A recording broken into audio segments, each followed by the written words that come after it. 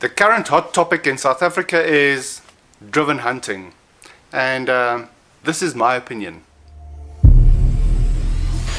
On the 6th of September 2015, a local TV program, Carte Blanche, introduced us to driven hunting. In my opinion, Carte Blanche really only told one side of the story, but to some extent maybe this was also the game farm owner's fault, because he was not willing to speak on camera and tell the side of the story from the game farm's perspective.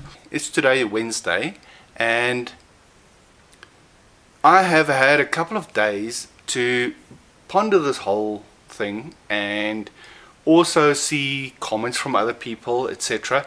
And unfortunately what I have found is that everything shifts towards the negative. Why is that?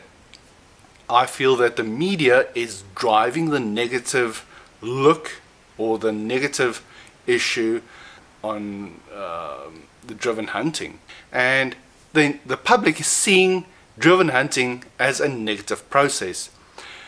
Now, just to set my mind at ease, I went and did just a little bit of research. I did not even go and do a lot of research. I'm not a hunter. I don't support hunting, although I don't see it as wrong. It is just, it's outside of my world of interest. Driven hunting, what is it? Basically, driven hunting is a very old process which has been practiced for years, maybe even thousands of years, we don't know. In the old days, driven hunting was used to herd animals together, or game, to make hunting so much easier for food purposes.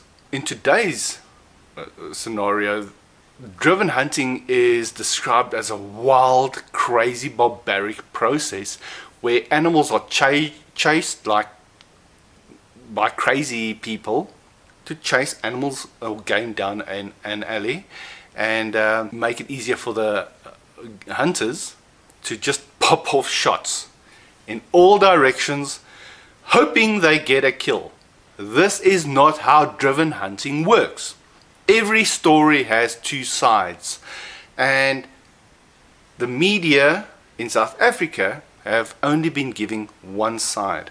Is there a positive side to the driven hunting process? Well, when I went and looked at driven hunting and the little bit of research that I have been able to find on it, without even a lot of searching on Google, I discovered that driven hunting is actually a very methodical and controlled process. And I'm hoping the farm at All Days in South Africa actually applied this, but I'm going to generalize on how driven hunting is normally done. It is a slow, methodical process where your drivers slowly force the game in a direction. They don't chase them like barbarians, howling and screaming. They slowly move them forward so that those game actually stop and graze. This enables the hunter to get a clean shot for a clean kill. It is not the hunter's objective to riddle game with bullets, that the game becomes useless to them. The meat is useless, and it's not the objective of the hunter to kill an animal in that way. In a normal driven hunt, this is how it would work. They have a row of stands where each hunter is placed on, and hunter number one will do his kill, and he pays for every single kill. Does driven hunting make the process wrong? Well, let's consider how hunting is done. The hunters normally have to stalk their prey through the field, etc., etc.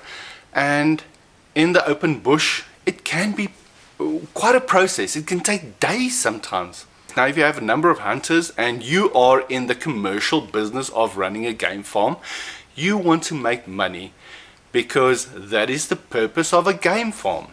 Game farms are there for hunters. I personally do not know of anyone who has a game farm simply because they want to look at pretty animals. That is what you have nature reserves for. Now, if you do not have hunters, you can't have game farms. And if you don't have game farms, you have a smaller population of game, because people are not going to have game farms if there aren't hunters to hunt them, because that is how a game farm exists and generates its income. Now, with a smaller population of game, in nature reserves, you have a smaller population of breedable material, genetics. It's a whole different sphere. But the smaller your population is, more inbreeding occurs, etc. So, yes, game farms do contribute to conservation. I don't care how many other people try and fight against this. Yes, game farms do have a contribution to conservation. Let us look at meat. If you're not a vegetarian, you consume meat products one way or another. Have you ever visited an abattoir? I did, many years ago. It was not a pleasant experience, and I discovered that as careful as they are, as hard as they do try to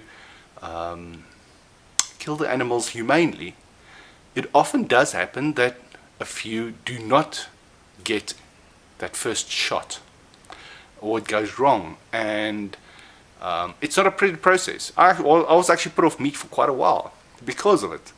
Now, hunting is very much the same process. Hunters are careful. That is what it's their objective. Hunters don't want to riddle a thing full of bullets because it destroys the meat. It's full of lead, etc. So yes, we have to look at this entire process from two sides. Now we've got the NSPCA involved and negative connotation, but really, let us look at the positive side, that it is a business and it is not as negative as the media want to force that down our throats. And this entire driven hunting debacle, I want to put squarely on the South African media. They love finding something to make a sensation about, because that drives up sales. But we as public have to remember there are two sides to every story, and for a few of you it may be hard to accept what I'm saying, but remember, I'm not supporting driven hunting. I'm just giving a different side. It is my opinion that the media is making this a lot more negative than it really is. Anyway, that is my opinion.